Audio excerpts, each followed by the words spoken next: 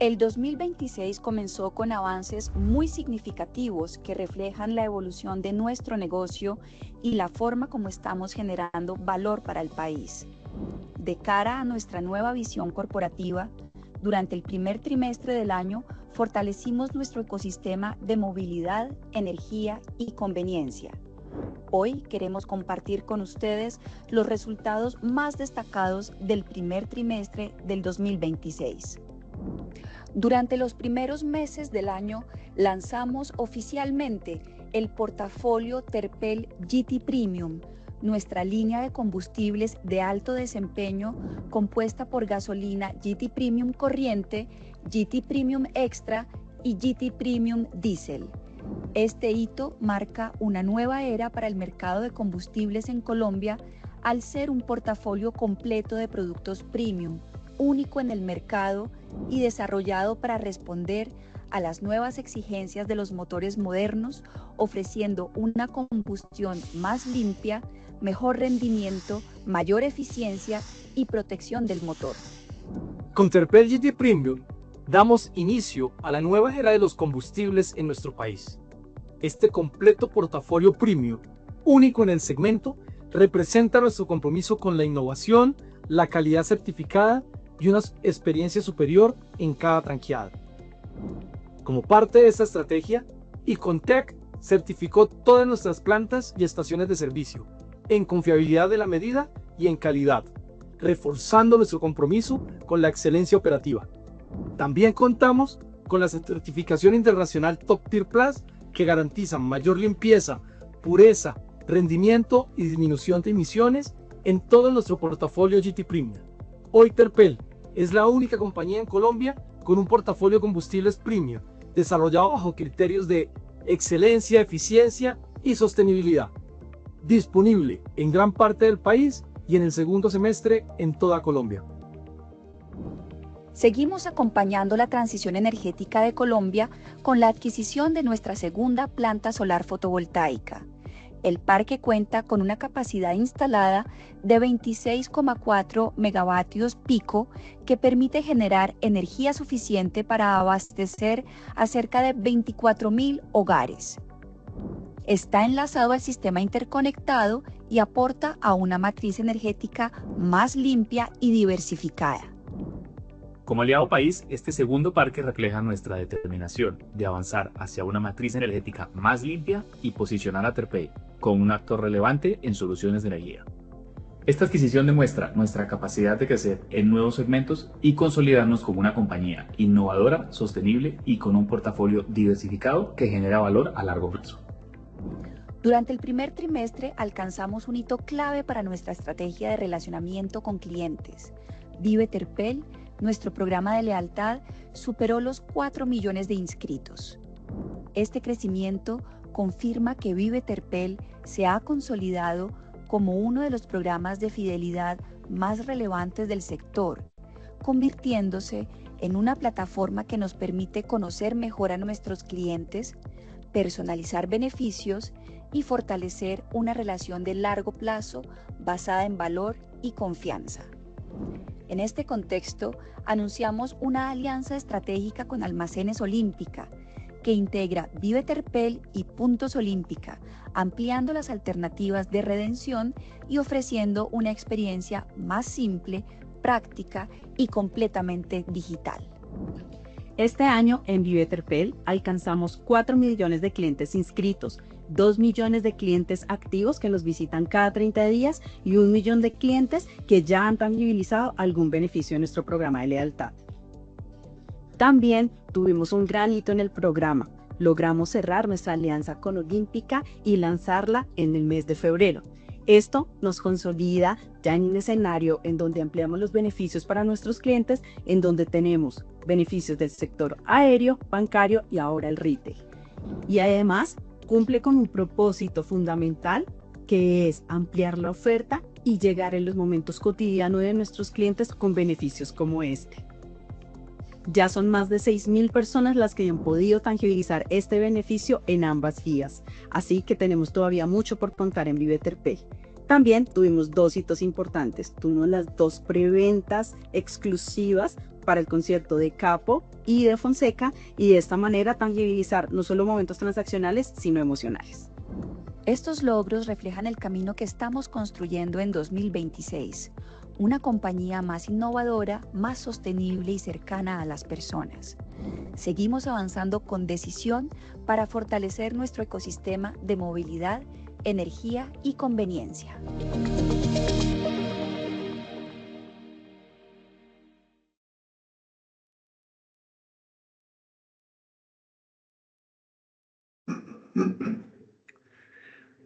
Bueno, buenos días para todos y gracias por asistir nuevamente a esta presentación de resultados del primer trimestre de 2026.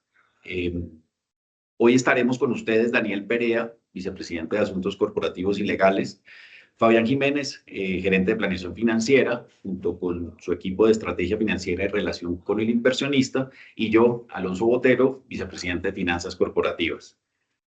Antes de iniciar, pues sí nos gustaría agradecerles por el feedback recibido en la encuesta que les enviamos hace unos días. La verdad es que hemos leído sus comentarios y estos han sido claves para entender mejor sus expectativas sobre este espacio y nos han permitido incorporar mejoras en el contenido y en el enfoque de nuestra presentación de resultados trimestral. Entonces, no siendo más, iniciemos dando una mirada a los principales resultados de Terpel en el primer trimestre del año. Alcanzamos una utilidad neta de 212.000 millones. Esto representa la utilidad neta trimestral más alta reportada en la historia de la compañía, lo cual la verdad nos enorgullece, pero también es un reto hacia adelante, porque si bien estos resultados estuvieron apalancados por el impacto positivo del decalaje del JET, que estuvo asociado al incremento en los precios internacionales del petróleo, mantuvimos también un muy buen desempeño en la mayoría de los segmentos del negocio, en especial en estaciones de servicio y en lubricantes en Colombia, que han sido los que han liderado entre el volumen y el margen buena parte de estos resultados positivos. Esto nos permitió alcanzar un nivel de EBITDA de 529.000 millones de pesos, que representa un crecimiento del 21% contra el mismo trimestre del año anterior. De todos modos, si eliminamos el impacto del decalaje, vemos que el EBITDA estuvo prácticamente igual al del 2025, decreciendo solamente un 1%, e impulsado, como acabo de mencionar, por Colombia, cuyos resultados compensaron la caída que tuvimos en otras filiales, en especial en Perú, donde, si recordamos, el año anterior teníamos todavía la operación del aeropuerto de Lima y el negocio de las estaciones de servicio que se vendieron a Primax y cuya transacción se terminó realizando en septiembre del 2025. En conclusión, si bien el resultado está beneficiado por un decalaje extraordinario y que tiene un efecto transitorio que podríamos esperar que se compense y se normalice al finalizar el conflicto en el Medio Oriente, sí mantenemos una tendencia sólida en los resultados operacionales del core de nuestro negocio. Entonces, yo creo que es un resultado muy positivo, que tiene un viento de cola muy grande, pero que de todas maneras en lo fundamental sigue siendo positivo. Antes de continuar con la explicación de los resultados, le cedo la palabra a Daniel para que nos actualice con los hechos más relevantes en materia de sostenibilidad. Gracias, Alonso. Buenos días para todos. En esta oportunidad vamos a compartirles un par de reconocimientos que hemos tenido y actualizarlos sobre los indicadores más relevantes en temas ambientales y sociales. Empiezo entonces compartiendo con ustedes que este también ha sido un muy buen inicio de año en lo que tiene que ver con reconocimientos en temas de sostenibilidad. Por 9º año fuimos reconocidos como una de las compañías más sostenibles del mundo al haber sido incluidos en el Anuario de Sostenibilidad Standard & Poor's, que esta es una de las publicaciones más reputadas que existen en el mundo en temas de gestión ASG. Vale la pena mencionar para que tengan perspectiva de la publicación. Básicamente son 9.000 empresas las que se evalúan en alrededor 59, 60 industrias. Nosotros participamos en retail. En Colombia solamente 22 empresas hacen parte de esta publicación y obviamente nosotros en Terpel somos la única compañía que hace parte de dicha publicación en la categoría de distribución de combustibles. Un reconocimiento adicional es que nos catalogaron como Industry Mover, que básicamente implica que tuvimos un desempeño excepcional y sobresaliente en el cierre de brecha respecto al año anterior. Reconocimiento que fue únicamente otorgado a Terpel de estas 22 compañías. Adicional a ello, siguiente, por favor. En el Merco 2025, cuyos resultados se publicaron al principio de este año, fuimos reconocidos también como una de las 30 compañías con mejor reputación en términos de sostenibilidad. Tanto lo que mencionamos hace un momento del Yearbook de Standard & Poor's como este reconocimiento de Merco, reafirman el compromiso que tiene con Terpel con el largo plazo, el compromiso que tenemos con, de alguna manera, alinearnos y conectarnos con los desafíos que tiene el planeta, con generar transformaciones sociales desde nuestro rol privado, con la generación de valor para nuestros accionistas e inversionistas, pero también, por supuesto, para compartirlo y distribuirlo con la sociedad. Pasemos ahora entonces a algunos indicadores desde el punto de vista de gestión ambiental y social. Empecemos entonces con en ambiental, con toneladas evitadas de nuestra huella de carbono. Aquí nos referimos básicamente a las emisiones asociadas a la generación de energía solar. Básicamente teníamos un objetivo, una meta de 119 toneladas y logramos o alcanzamos 105, digamos con un cumplimiento 88%, y básicamente este cumplimiento se da por dos razones en esencia. Por un lado, porque la radiación solar asociada a esta meta no se generó la que esperábamos, digamos, al momento que hicimos los presupuestos, las estimaciones tenía una radiación solar distinta a la que en efecto se generó, por una parte, y por la otra, algunos proyectos de autogeneración presentaron retrasos en su entrada a operación debido a unas, digamos, demoras en permisos y demás. Entonces, digamos que por esa razón la meta alcanzó 88%. En relación con los gigavatios de energía renovable generada, recordemos que parte de nuestro compromiso con la transición energética radica justamente en la diversificación de nuestro portafolio, y de esa manera, con un portafolio diverso, digamos, aportamos a esa descarbonización por medio de la generación de energías limpias para nuestros centros de trabajo. Aquí nos referimos básicamente a la autogeneración que hacemos para nuestra propia operación. Teníamos como meta 1.30 gigavatios y el resultado fue 1.14 gigavatios, básicamente alcanzando el 88%, que obedece justamente a lo que mencioné hace un momento. Por una parte, a la radiación solar que fue distinta a la que estimábamos, y por la otra a unas demoras asociadas a permisos de conexión y a unas habilitaciones regulatorias por parte de autoridades y operadores de red. En relación con kilovatios en red de espacios públicos B2C, desde Terpel, la carga eléctrica y básicamente nuestro segmento de carga eléctrica, nuestro objetivo es seguir impulsando la electromovilidad en Colombia, respondiendo a nuestros clientes y a nuestros consumidores y a sus expectativas en términos de movilidad. Hoy tenemos más de 50 puntos de electrolineras, tanto en estaciones propias como en aliados distintos, terceros, y básicamente producto de ello y tener la red más amplia de electrolineras, pues logramos tener un desempeño como el que ustedes están viendo. Teníamos una meta de 640.700 kilovatios y terminamos generando 1.338.000. Esto implica un cumplimiento de 207%. Y básicamente este cumplimiento es de esta magnitud porque se acompasa y se apalanca también del crecimiento del parque automotor eléctrico, que como ustedes han podido evidenciar, pues su crecimiento ha sido bastante relevante y en esa misma medida la demanda. Entonces, digamos que esa es la razón principal por la cual el cumplimiento es de 207%. Y por último, en relación con lo que tiene que ver con toneladas de CO2 compensadas de nuestra huella de carbono, aquí nos referimos a toneladas que corresponden a la huella generada por los consumos de combustible para vehículos de nuestra flota propia, fábricas y bonos para vehículos que nosotros vendemos también, digamos, desde nuestra gestión de gestión sostenible, por una parte. Entonces, en términos de resultados, teníamos como meta 4.936 toneladas compensadas, y el resultado de estos 3 meses de este trimestre fue de 3.518 toneladas, que implica un cumplimiento del 71%. Básicamente, este resultado se vio principalmente impactado por la disponibilidad y la oportunidad de la información requerida por parte de algunas empresas de transporte vinculadas al proceso de compensación.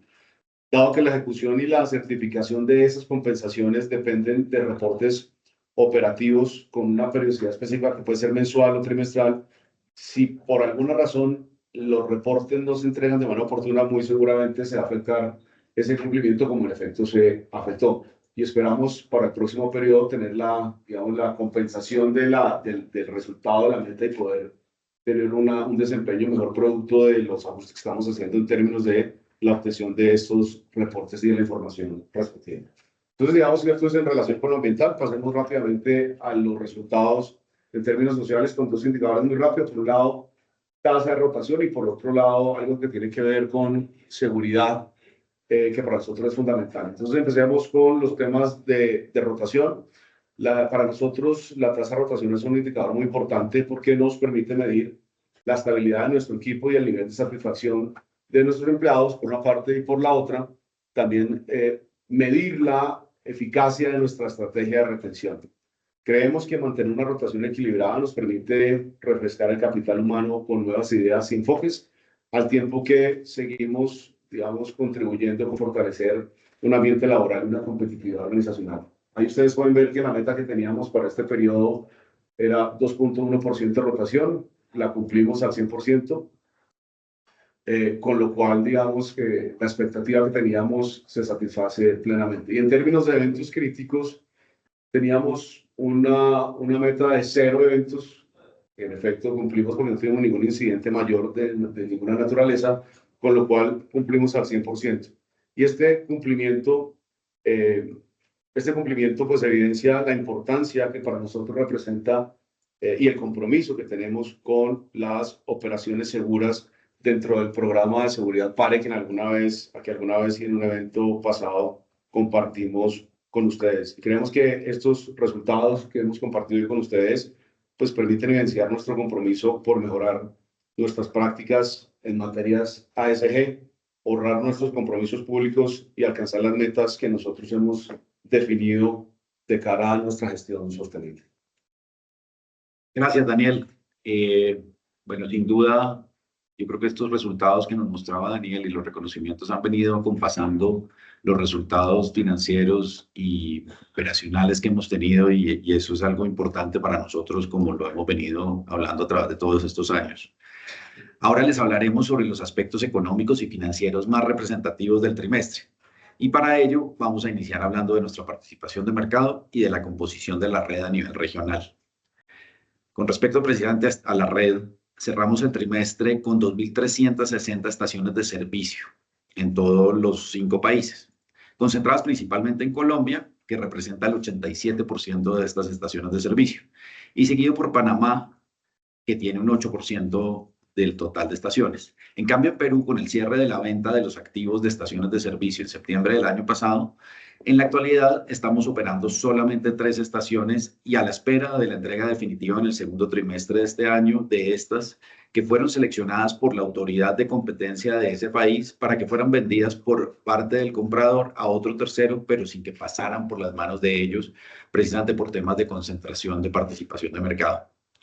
Y finalmente en Ecuador, donde no se materializó la transacción, se han dejado de renovar contratos de afiliación en algunas estaciones, así como también en clientes industriales, buscando rentabilizar nuestra operación y optimizar el nivel de caja allá.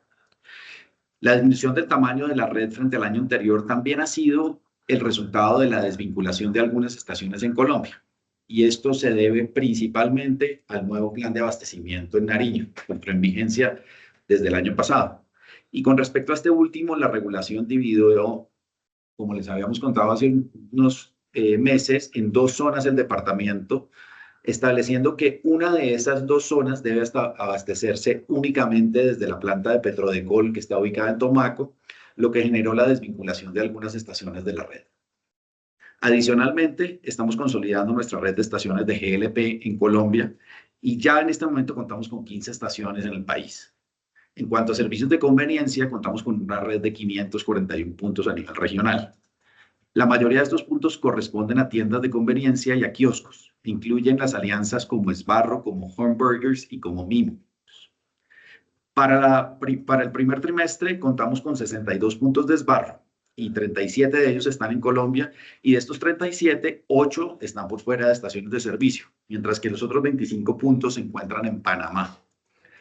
Adicionalmente, en este trimestre sumamos un nuevo punto de Hornburgers en Colombia, lo que nos lleva a un portafolio de 9 hamburgueserías ya en nuestra red. En materia de movilidad, cerramos el trimestre con 72 puntos de carga en Colombia y en Panamá.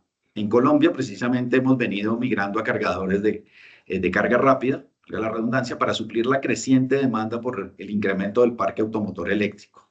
Recordamos que los puntos de carga incluyen cargadores para vehículos livianos, pero también vehículos de carga pesada o incluso una combinación de los dos. También incluye los 16 puntos de battery swapping en Bogotá y en Medellín para las motos Gogoro. Queremos mencionar que en el caso de Ecuador, los 3 puntos de carga fueron desmontados a finales del mes de marzo. En cuanto a la participación de mercado, mantenemos un portafolio diversificado en la región con la operación de nuestras diferentes líneas de negocio. En general, en Colombia, nos mantenemos como la marca líder en el mercado en los diferentes segmentos que atendemos en el país. En el segmento de estaciones de servicio mantenemos el nivel de participación pese a los impactos de las desvinculaciones forzosas que comentamos anteriormente. Y en cuanto a las filiales, destacamos que el 35% de participación en el segmento de estaciones de servicio en Panamá que tenemos, pues nos sigue afianzando como el líder en ese país. Y en el segmento de lubricantes, nos mantenemos también como la marca líder en Colombia, Perú y Ecuador. No observamos mayor variación en las participaciones de mercado, gracias a la inversión en nuevos puntos y a la gestión comercial.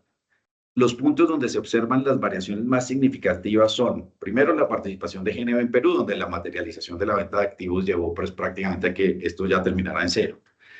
En el negocio de aviación observamos algunas variaciones, empezando por República Dominicana, donde vemos que la participación cae levemente y esto explicado por la migración de volúmenes al aeropuerto de Punta Cana, donde no tenemos operación, mientras que en Colombia y en Panamá sí observamos un incremento en la participación de mercado de 2 puntos y de 1 punto respectivamente. Y respecto al negocio de industria, que digamos ha sido el que más embates ha afrontado, observamos un incremento en la participación de mercado en Colombia de 3 puntos y de 4 puntos en Panamá. Y hemos venido vinculando nuevos clientes a la red como mecanismo de crecimiento y diversificación de portafolio. En el caso de Colombia, esta ganancia tiene que ver con que habíamos antes perdido participación en los últimos 2 años cuando entraron a jugar los quemadores industriales que artificialmente inflaron el mercado, aprovechándose de unos precios artificialmente bajos en el diésel, lo cual además coincidió que el diésel vendido para la generación eléctrica también impulsó el mercado en un segmento en el que nosotros difícilmente competimos. Y en el caso de Panamá, la recuperación se ha dado con la atracción de nuevos clientes luego de que cesaran las operaciones de la principal mina en Panamá, que era nuestro cliente y que hacía una parte importante del volumen. Le cedo la palabra entonces a Fabián para que nos cuente sobre el comportamiento del volumen en el trimestre. Gracias, Alonso, y buenos días para todos.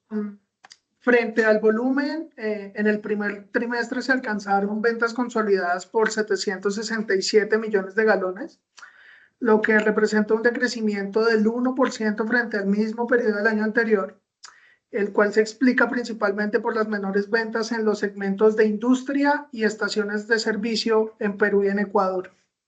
Colombia sigue siendo el país con mayor participación en volumen, representando actualmente el 77% del mismo consolidado, alcanzando los 591 millones de galones y decreciendo 1.6% frente al primer trimestre de 2025. Este menor volumen se relaciona con las menores ventas en los segmentos de industria, aviación y marinos.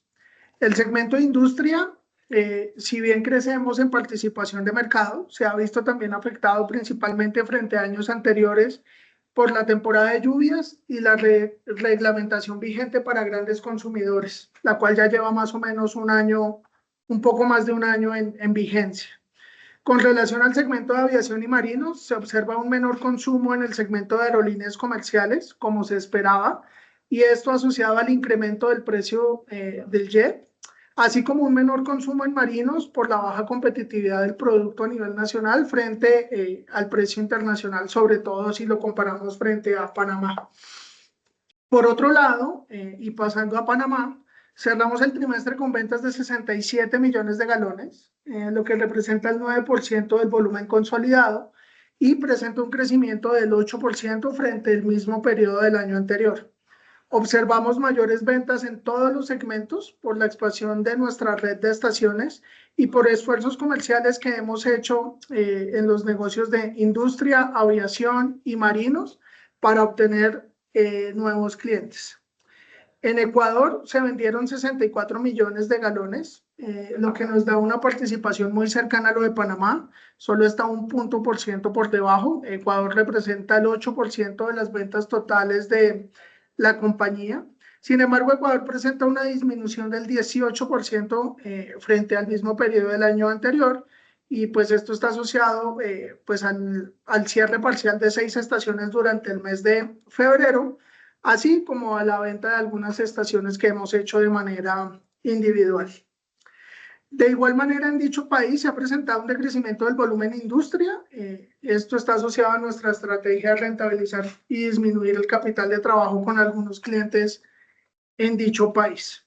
Por el lado de Perú, las ventas alcanzaron 26 millones de galones, representando un 3% de las ventas totales, y se observó una caída del volumen relacionada con la venta de estaciones de servicio, así como las restricciones de ventas a clientes industriales con crédito. Finalmente, y con respecto a República Dominicana, observamos en este primer trimestre un mayor volumen gracias al aumento de las frecuencias internacionales en dicho país y en el aeropuerto de Santo Domingo, y de mayores paradas técnicas, esto asociado a la crisis que actualmente, pues, o que se vivió en el primer trimestre con Cuba. Hoy Dominicana representa el 2% de nuestras ventas consolidadas. Con esto cerramos el volumen y pasamos ahora a la utilidad, al comportamiento y al detalle de la utilidad bruta en este primer trimestre. Si bien presentamos un volumen ligeramente inferior frente al primer trimestre de 2025, a nivel de utilidad bruta observamos un crecimiento cercano al 11%, alcanzando 1 billón de pesos. La mayor utilidad bruta está relacionada con el desempeño de los negocios en Colombia, en donde se destacan algunos aspectos tales como: el primero, y como lo nombró Alonso al inicio, tuvimos un decalaje positivo por el combustible jet, el cual ascendió aproximadamente a 51.000 millones de pesos. Es importante aclarar que esto podría ser un efecto transitorio que podría reversarse en cualquier momento dependiendo del avance del conflicto en Medio Oriente y del comportamiento del precio de jet. Como otro aspecto relevante y en relación con lo anterior, la utilidad bruta se vio beneficiada en República Dominicana también por efecto de decalaje. En República Dominicana, como ustedes lo saben, nuestro negocio principal es el de aviación, por lo cual tiene un efecto inmediato cualquier cambio de precio sobre los resultados. Y cabe resaltar que las filiales regionales se han visto afectadas también por la revaluación del peso colombiano en el trimestre. Sin embargo, en República Dominicana el mayor decalaje logró compensar dicho efecto de revaluación. Si bien también Panamá presentó un beneficio por decalaje, en el país la utilidad bruta fue menor por el segmento de estaciones, donde los mayores costos logísticos, así como la alta competitividad, afectaron el resultado de la utilidad bruta de manera trimestral. Adicionalmente, allí se observan menores márgenes asociados por estrategias comerciales que hemos usado allí.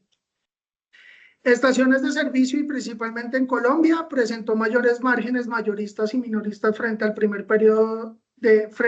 trimestre del 2025. Y también hemos tenido unos muy buenos márgenes en gas por efecto de revaluación en la tasa de cambio. Este último efecto también ha beneficiado los resultados del negocio de lubricantes. Por su parte, en Ecuador se observa una disminución asociada a la venta de combustibles de industria de menor categoría que afectó el margen unitario. Y finalmente, en Perú se presenta una disminución asociada a la salida de los activos de estaciones y las mayores ventas en el segmento de estaciones blancas o estaciones sin bandera, las cuales tienen menores márgenes. Ahora le doy la palabra a Alonso para que nos cuente un poco acerca del comportamiento del EBITDA, la utilidad neta y de algunos indicadores financieros de la compañía. Gracias, Fabián. Bueno, entonces, yo creo que a nivel consolidado lo más importante para resaltar es alcanzamos un EBITDA consolidado de 529.000 millones de pesos. Si le quitamos el efecto del decalaje, el EBITDA sería de 464.000 millones de pesos, como vemos en la gráfica. Es decir, aquí tenemos poco más de 60.000 millones, casi 65.000 millones de diferencia puro por decalaje, donde lo principal está en Jet por los aumentos de precios. El crecimiento del EBITDA consolidado fue de 21% frente al primer trimestre de 2025, mientras que si quitamos el decalaje, este crecimiento se torna en un decrecimiento del menos 1%. Cuando vemos en la gráfica superior derecha, pues vemos que los niveles de EBITDA han estado relativamente estables. Obviamente sobresale la barra oscura de este último trimestre nuestro, donde tenemos ese efecto positivo del decalaje, pero pues vemos que desde el tercer trimestre del 2023 estamos en un escalón más alto que hemos hasta ahora logrado mantener básicamente con los buenos resultados de todo el portafolio de negocios. Poniendo el reflector primero en Colombia, vemos que alcanzamos una EBITDA de 402.000 millones de pesos en Colombia, y esto aportando el 76% del consolidado y presentando un crecimiento del 34% frente al primer trimestre del 2025. En línea con lo comentado de la utilidad bruta, el resultado del trimestre estuvo apalancado por el efecto del decalaje. Sin este efecto, el EBITDA en Colombia alcanzaría los 351.000 millones y de todas maneras hubiera presentado un crecimiento del 5% frente al trimestre anterior. Es decir, vemos como el negocio de Colombia, con los negocios en Colombia, pues independientemente del viento a favor que tuvimos del decalaje, tuvieron de todas maneras un muy buen resultado y mantienen una muy buena tendencia. Asimismo, es importante comentar que el buen desempeño del EBITDA en Colombia también estuvo asociado al comportamiento de los márgenes en estaciones de servicio y en lubricantes, que permitieron compensar el mayor gasto derivado del incremento del salario mínimo y de la ejecución de proyectos estratégicos que venimos haciendo. Pasando a Panamá, el EBITDA alcanzó los 59.000 millones de pesos, aportando un 11% del consolidado y presentando un decrecimiento del 4%. Quitando el efecto del decalaje, el EBITDA sería de 52.000 millones de pesos y el decrecimiento hubiera sido del menos 16%. Este resultado se vio impactado, además de lo mencionado por Fabián a nivel de volumen y de utilidad bruta, por mayores gastos operacionales, en parte por la ejecución de proyectos estratégicos enfocados en servicios, honorarios y gastos legales, pero sobre todo por la revaluación del peso versus el dólar, sin el cual el resultado no hubiera decrecido y en cambio hubiera presentado un crecimiento contra el año anterior. Por su parte, Perú aportó el 9% del EBITDA consolidado con 47.000 millones de pesos. Esto representa un 2,5% del consolidado. Perdón, esto representa un decrecimiento del 19% con respecto al 2025. A pesar, y yo creo que aquí lo interesante es que a pesar de disminuir el EBITDA, el aporte del país es importante, pues se da luego de la salida de los activos de estaciones de servicio y de la terminación de la operación del aeropuerto de Jorge Chávez de Lima, y también del impacto de la revaluación del peso. Y esto se debe principalmente al buen resultado que tenemos en el principal negocio que tenemos en el Perú, que es el negocio de lubricantes con la marca Móvil. Entonces, decae su participación en el total, pero la verdad sigue siendo muy positivo y concentrado en un negocio con unos muy buenos fundamentales. En República Dominicana vemos que se aportan 13.000 millones de pesos al EBITDA consolidado, y esto representa un 2,5% del total y un crecimiento observado del 167% frente al primer trimestre de 2025, apalancado principalmente por el decalaje que tuvimos, ya que en dicho país solamente estamos en el negocio de aviación por ahora. Por su parte, la EBITDA sin decalaje alcanzó poco menos de los 7.000 millones de pesos con un crecimiento del 17%, lo que prueba que más allá del beneficio puntual del decalaje, la operación del país tuvo un buen desempeño durante el trimestre y estuvo jalonada por el resultado de volúmenes y de margen. Y por último, Ecuador representó poco más del 1% del EBITDA consolidado, aportando 7.000 millones de pesos, con un decrecimiento del 32% frente al mismo trimestre del 2025, y pues impactado negativamente por el efecto cambiario, por unos mayores gastos que tuvimos en el trimestre y por un menor volumen en estaciones de servicio y en industria, derivados de la decisión de disminuir la operación en clientes poco rentables con alta exposición de cartera. Entonces, pues ese es el panorama desde el punto de vista de EBITDA. Pasamos a utilidad neta, y como pueden observar en la gráfica de tendencia de abajo a la derecha, alcanzamos niveles históricos tanto en utilidad neta como en el EBITDA que acabamos de ver, y por los efectos ya comentados. De todas maneras, a nivel no operacional destacamos unos puntos importantes a nivel regional. En Colombia, por ejemplo, presentamos un mayor pago de renta por los resultados tanto del año pasado de este año, y ejecutamos el pago del impuesto al patrimonio en marzo, que fueron cerca de 9.000 millones de pesos para nosotros. En Panamá observamos el menor gasto financiero por la renegociación de la deuda en el país, y en Ecuador también se observa un menor gasto financiero que estuvo asociado al pago parcial, pues al menor servicio de deuda por el pago parcial que hicimos desde el año pasado, luego de tener más caja por las estrategias encaminadas a fortalecer el flujo de caja en el Ecuador. Con esto terminamos el detalle de los resultados de la compañía, donde vemos que se mantiene la buena tendencia de resultados y que, si bien en parte están apalancados por un efecto coyuntural que podría revertirse de normalizarse el conflicto en el Medio Oriente, pues se mantienen los buenos fundamentales estructurales, en especial en Colombia, en los dos principales negocios que aportan al EBITDA, que son estaciones de servicio y lubricantes, lo cual además permitió compensar la afectación a nivel regional por efecto de la revaluación de la tasa de cambio del peso como moneda funcional de reporte. Entonces, pasando ya al flujo de caja, vemos que el saldo cerró en marzo de 2026 en 926.000 millones de pesos. Esto representa un decrecimiento de 289.000 millones de pesos frente al cierre de diciembre de 2025. Esta disminución está asociada principalmente al pago de dividendos por más de 300.000 millones en el mes de marzo y por la adquisición del Parque Solar Pétalos del Norte en Colombia. A pesar de esto, estos dos grandes impactos en la caja, hemos logrado mantener un buen nivel de la caja gracias a los buenos resultados en los negocios.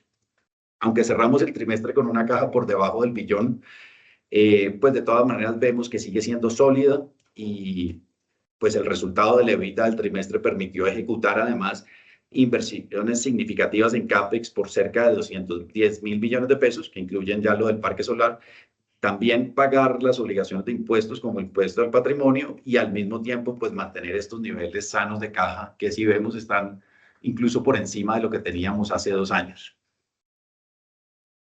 Las obligaciones financieras, excluyendo los arrendamientos financieros, cerraron en cerca de los 2.8 billones de pesos en el trimestre. Actualmente el 79% de la deuda tiene vencimientos a largo plazo, y gracias a la estructura de la deuda, que está compuesta principalmente por el programa de emisión y colocación de bonos en Colombia, y a la renegociación a 3 años de la deuda de Panamá que llevamos a cabo en el 2025. Esto nos permite indexar cerca del 70% de la deuda al IPC, que es el indicador al que también tenemos indexado una buena parte de nuestros márgenes. De todas maneras, pues nosotros estamos monitoreando constantemente las condiciones del mercado con nuestros aliados financieros para gestionar los próximos vencimientos y para lograr las mejores oportunidades de refinanciamiento de deuda, identificando eventuales ventanas de oportunidad, tanto en el mercado de capitales, que han estado muy difíciles. Hemos querido hacerlo desde hace rato, pero no es algo que pues tenemos la intención, digamos, para una recomposición de una deuda con un perfil de más largo plazo, pero con las condiciones actuales de los últimos más de 2 años, no se han presentado las oportunidades para hacerlo. O de arbitraje, también en tasas, valiéndonos de swaps, si las hubiera, como para gestionar unas mejores tasas y un mejor servicio de la deuda. Con respecto a los indicadores financieros, precisamente se puede observar que se mantiene una alta cobertura de la deuda cuando la medimos con el indicador deuda-EBITDA, que termina el trimestre en 1.6, el más bajo en muchos años, y incluso por debajo del año anterior de 1.7 en el primer trimestre del 2025, y el cual hemos mantenido niveles bajos gracias al pago de parte de la deuda y a la tendencia de buenos resultados, que a su vez nos han permitido llevar a cabo esta disminución en la deuda sin afectar los niveles de inversión. Prevemos, sin embargo, un aumento en el servicio de deuda en lo de los bonos referenciados al IPC en los próximos trimestres debido a la aceleración de la inflación. En todo caso, las renegociaciones de las obligaciones financieras nos han permitido lograr un mejor costo de la deuda con una mejora del indicador de cobertura de intereses por EBITDA, el cual está en 6.9 veces versus el 5.8 que teníamos en marzo del año pasado. Entonces, pues, como ven, hemos logrado mantener una situación sólida desde el punto de vista de caja, desde el punto de vista de endeudamiento, de estructura de capital, aprovechando los buenos resultados que tenemos, como veíamos en esa gráfica del EBITDA de los últimos prácticamente 10 trimestres. Entonces, Fabián nos va a apuntar un poco del CAPEX en este último trimestre. Listo, Alonso, gracias. Ya para finalizar y frente al CAPEX, les queremos contar que durante lo corrido del primer trimestre del 2026, invertimos 210.000 millones de pesos en nuestras diferentes líneas de negocio. Y como lo pueden observar en la gráfica, este comienzo de año representó la mayor inversión realizada en un primer trimestre desde 2022. Recordemos que las inversiones en 2022, en ese primer trimestre, estuvieron jalonadas por la reactivación económica después del COVID. Entonces, es un gran indicador para nuestra compañía estar en niveles superiores de inversión durante este primer trimestre. Puntualmente, durante este trimestre, invertimos en la compra de un parque solar llamado Pétalos del Norte, lo que se traduce y refuerza nuestra misión de la compañía en la transición y expansión de generación de energía mediante fuentes renovables. De igual modo, se presentó una inversión por más de 100.000 millones en nuestros principales negocios, en estaciones de servicio, conveniencia, plantas y lubricantes para la expansión y mantenimiento de la red, lo que significa que seguimos en altos niveles de inversión en nuestros negocios core de la compañía. Cuando uno quita el efecto de la inversión en el parque solar, a nivel de negocios, estaciones de servicio se mantuvo como el mayor y principal segmento de inversión, con el 44% de nuestras inversiones. Y esto está asociado a la extensa red que mantenemos, pero también a las acciones para apertura de nuevos puntos de estaciones. Como se los nombramos en la llamada del anterior trimestre, el año pasado fue histórico en apertura de puntos de estaciones propias, por lo cual esto también significa un mayor nivel de inversión. De igual forma, invertimos cerca de un 12% en nuestros negocios de conveniencia para el mantenimiento y expansión de los puntos, principalmente con Al Toque, Sbarro, Homeburgers, Mimos, entre otros. En plantas de almacenamiento invertimos el 25% del CAPEX para cumplimiento regulatorio y para aumentar nuestra capacidad de almacenamiento y así mantener altos estándares y cumplir con los requerimientos normativos de calidad y de capacidad. Adicionalmente, y en nuestro negocio de lubricantes, la inversión en este segmento corresponde al 7% del CAPEX, donde realizamos principalmente inversiones en las plantas de Cartagena, de Callao en Perú y en nuestra planta nueva de Ecuador. En este último país tendremos una planta nueva, como se los acabé de decir, y como ya lo habíamos nombrado, para la operación de nuestro negocio, que nos permitirá reducir los costos asociados a aranceles e impuestos a la salida de las divisas y mejorar nuestra competitividad con los productores locales.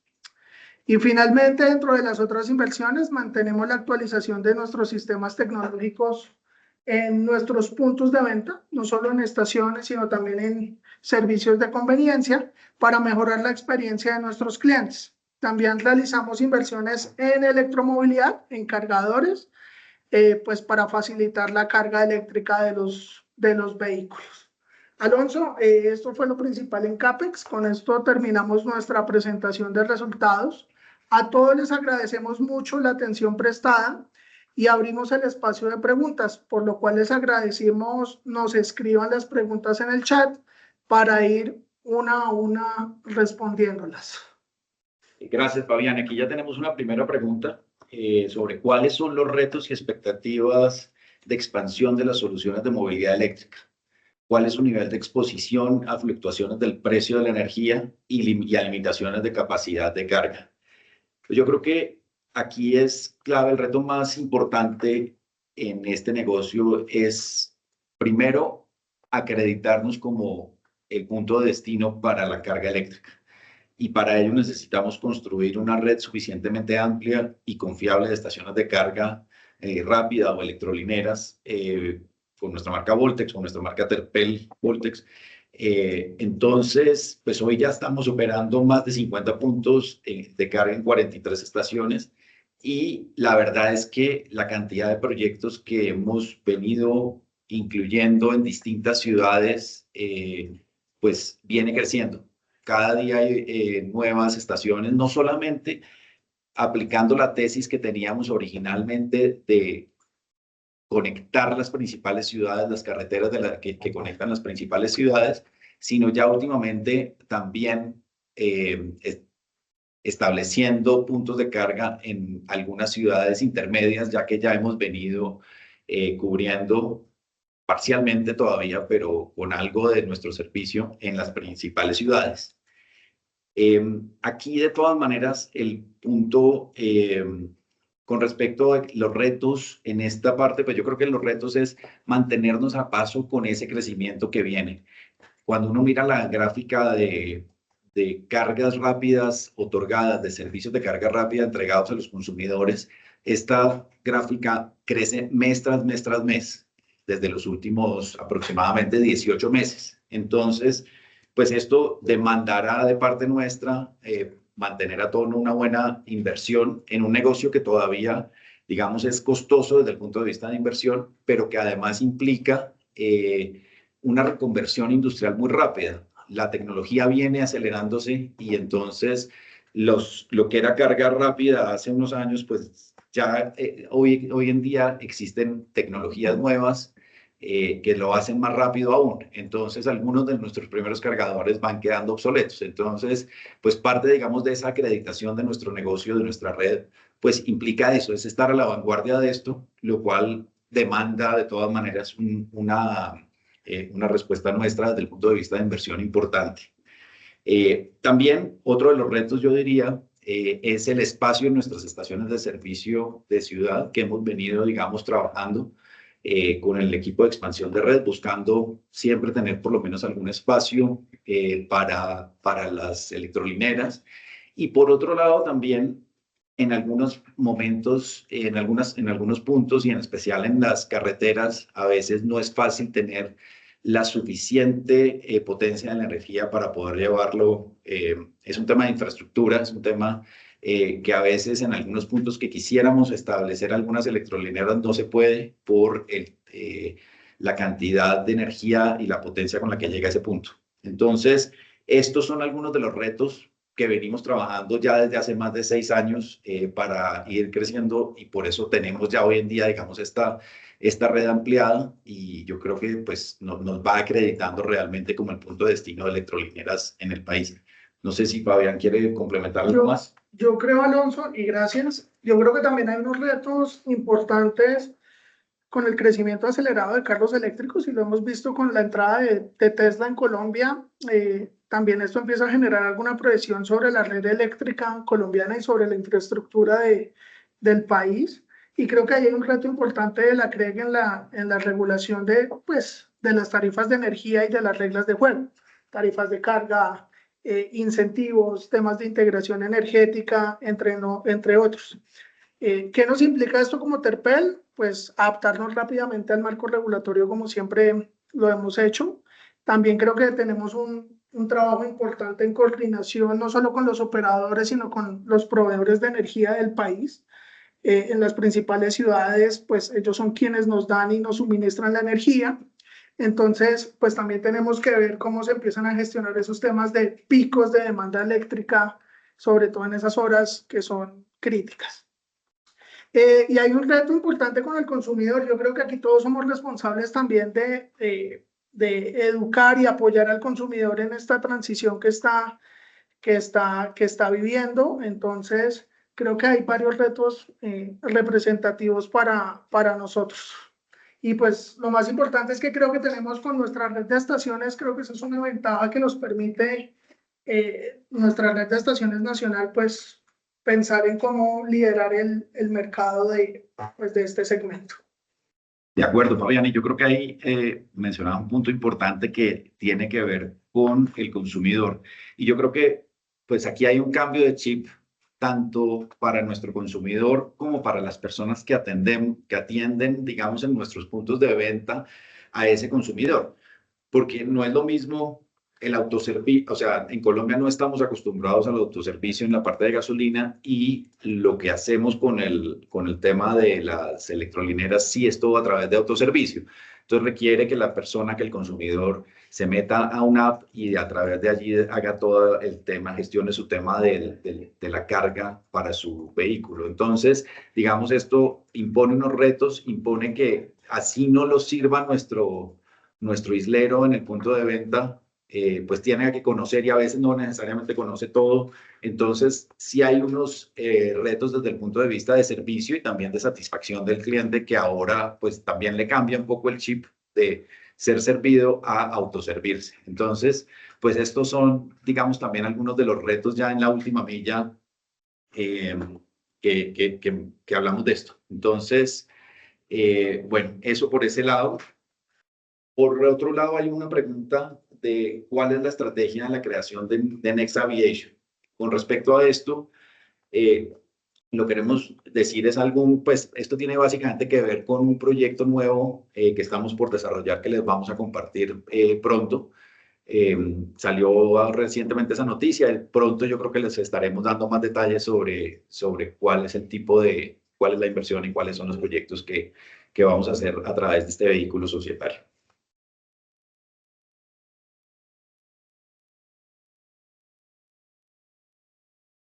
Hay una adicional, Alonso, y dice, se mantiene la gestión de la venta de estaciones en Ecuador. Perfecto. Bueno, con respecto a esta, se mantiene la gestión, así es, se mantiene la gestión de venta de estaciones en el Ecuador. Hemos organizado, la verdad, básicamente cuando se cayó la transacción con Primax, en su momento por las autoridades de competencia que impusieron una serie de restricciones en un número significativo de estaciones de servicio, pues activamos una venta estación por estación, buscando primero tocar el mercado para ver qué tipo de interés había. Y yo creo que lo que hemos encontrado ha sido muy positivo desde el punto de vista de interés. Todavía no se ha materializado ninguna, pero estamos en este proceso. Hemos hecho algunas gestiones tendientes a esto y la verdad que pues yo creo que hasta ahora nos sentimos muy confiados y muy positivos que vamos a llegar a un buen resultado en línea con eso que queríamos hacer desde el principio. Entonces, pues también seguramente más adelante les daremos más detalle cuando se materialicen algunas de estas transacciones, si es que lo hacen, que ojalá lo hagan. Hay una adicional. Buenos días. ¿Cómo están enfrentando los retos de las alzas de la tasa, de las alzas de la tasa de interés local y qué medidas plantean para el corto y mediano plazo? De acuerdo, pues muchas gracias. La verdad es que hasta ahora, o sea, precisamente hemos venido gestionando la caja de forma tal que no necesite, o sea, que evaluemos muy bien la rentabilidad de los proyectos para que solamente vayamos a buscar a tocar el mercado si realmente lo necesitamos. Sabemos que que es un momento también de incertidumbre política y económica asociada a esa incertidumbre política, pero pues como ya lo vieron, nos toma en un momento que tenemos una caja sólida, con un perfil de vencimientos de largo plazo. Y con respecto a los que tienen que ver con este corto plazo, como les contamos, estamos buscando distintas opciones que nos permitan precisamente mitigar el hecho de que las tasas en Colombia pues seguramente van a subir, entonces, o están subiendo. Entonces, esos vencimientos que tenemos este año, si los tomáramos de la misma forma, seguramente van a tener un costo adicional, y es parte de lo que venimos digamos, trabajando en este primer trimestre, en esta primera mitad de año, buscando distintas opciones fuera de lo tradicional para buscar de todas maneras ese apetito que hay en el mercado por un emisor como nosotros, y también activamente con nuestros socios financieros para poderlo hacer. Hay una parte que sí es inamovible, lo que ya tenemos colocado en bonos asociados a IPC, pues así están.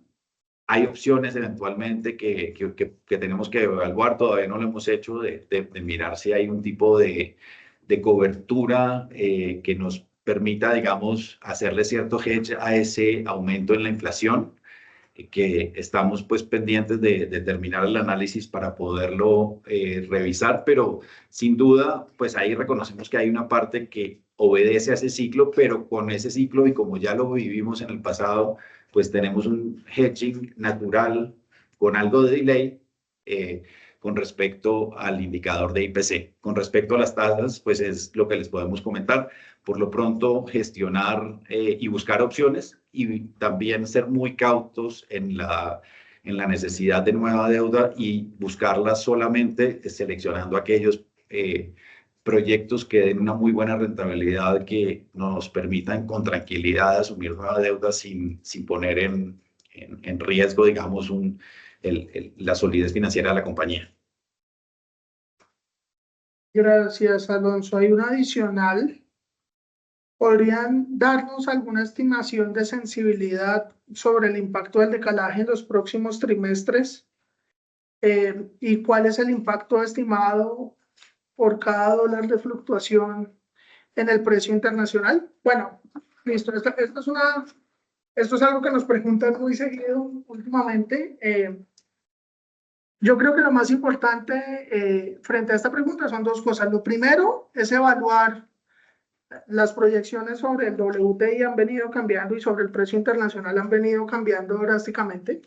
Sin embargo, nuestro decalaje se divide en dos grandes aspectos. Uno, el JET, que es el que nos ha jalonado el resultado de este trimestre.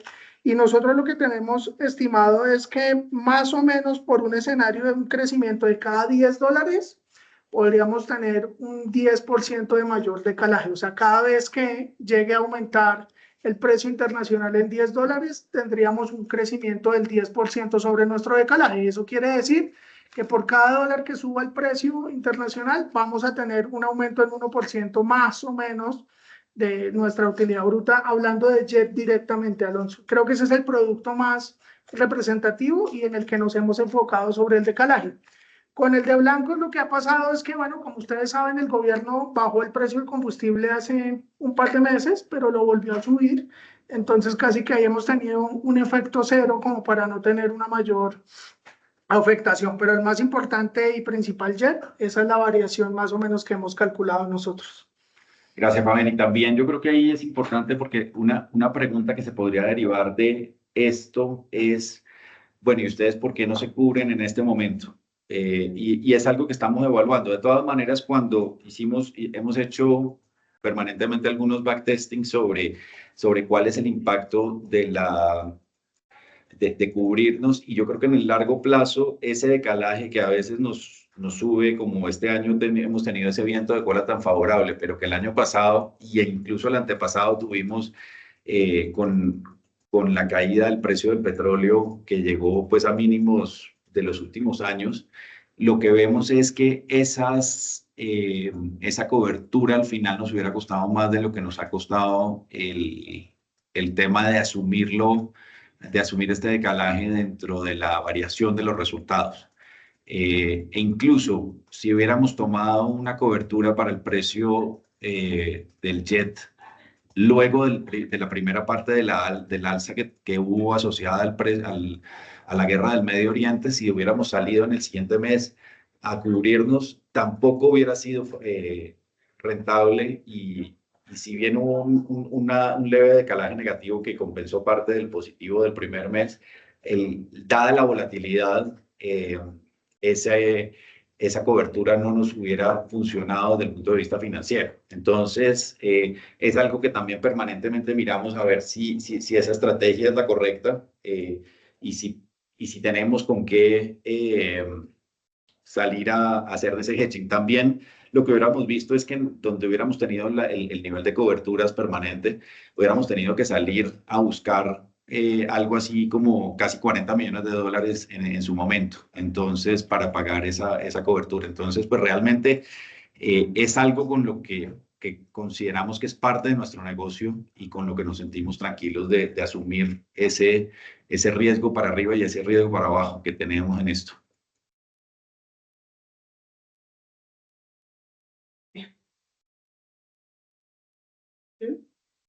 Will there be any additional wealth tax payment, or is this issue now complete? Also, do you expect a significant jump in costs associated with a minimum wage increase recently implemented? Con respecto, y la voy a contestar en español para todos, y si es necesario, después podemos buscar a la persona que la hace.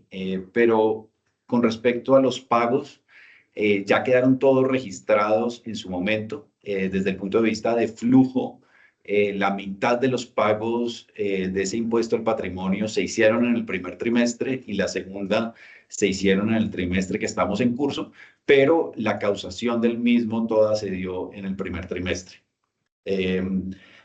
Con respecto a si necesitamos, si esperamos un aumento significativo en el costo con respecto a los aumentos del salario mínimo, sí, en efecto.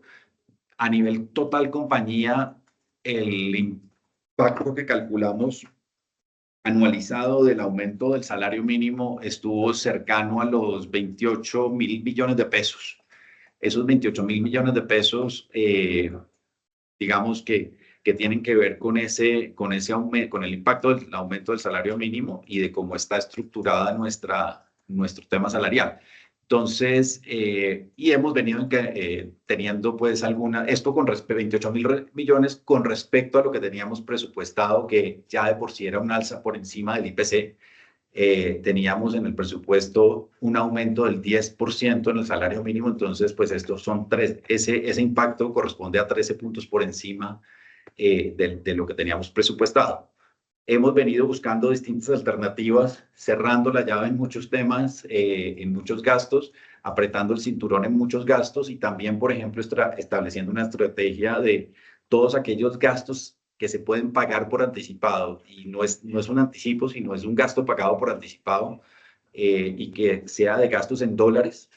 Por ejemplo, nuestros servicios, algunos de los servicios que tenemos de software, de licenciamiento de software, los hemos venido haciendo pagos por anticipado del año para precisamente aprovechar esa tasa de cambio más baja de la que teníamos en el presupuesto como forma de mitigar ese aumento en el salario mínimo. Entonces, sí fue un impacto duro y que nos ha tenido, digamos, bastante ocupados y hemos buscado entonces ese tipo de estrategias de remediación como las que les estamos contando. Gracias, Alonso. No vemos más preguntas por ahora. Igual demos un minuto más para ver si de pronto sale alguna adicional. Si no, daríamos por terminada la llamada.